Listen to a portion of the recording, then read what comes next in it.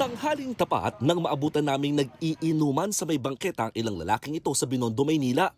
Pero may disclaimer kaagad sila. Hindi naman do ito araw-araw. Wala lang, may sundo. Ang over. Hindi mo pa pwede magpakasagad. May trabaho pa. Pero oras sa mapatupad ang Safer Cities Initiative, hindi na raw ito uubra sa DILG at Philippine National Police. Diretso kulungan na ang lahat ng maglalatag ng mga mesa at upuan sa kalsada para lang mag-inuman. Doon na nanggagaling, number 1 ang away, number 2 ang sexual harassment. Bawal na. Kaya sabihan ko ang lahat, pasensyahan tayo. Pag kayo mag-inuman sa kalye, huhulihin namin kayo.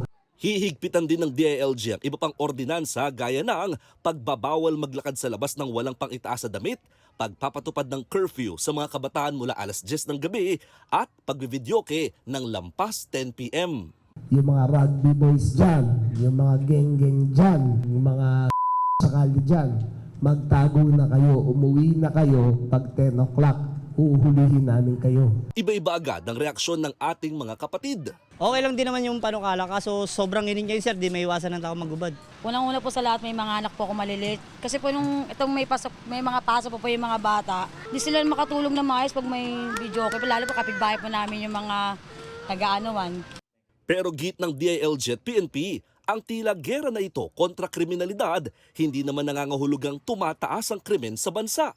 Sa katunayan, bumaba pa nga raw ng 60% ang focused crime sa Pilipinas kung ikukumpara mula noong 2016.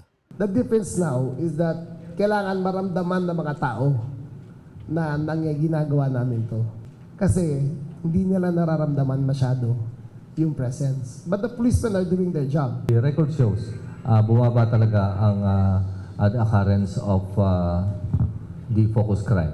And this is attributed not only to the police but also to the different law enforcement agencies, lalong-lalo na ang ating stakeholders, the local government units. Pero duda dyan ang ilang kababayan natin. Pabata ng pabata yung mga nasasangkot sa krimen.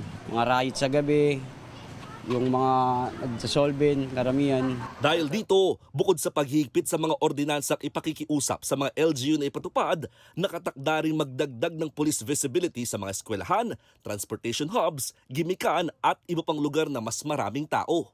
Paglilinaw ng DILG, gagawin din sa buong bansa itong Safer Cities Initiative. Nagkataon lamang na sinimulan nito sa Metro Manila, lalo't lumalabas na 70% ng mga krimen ay pawang na itatala sa mga urban areas o mga lungsod.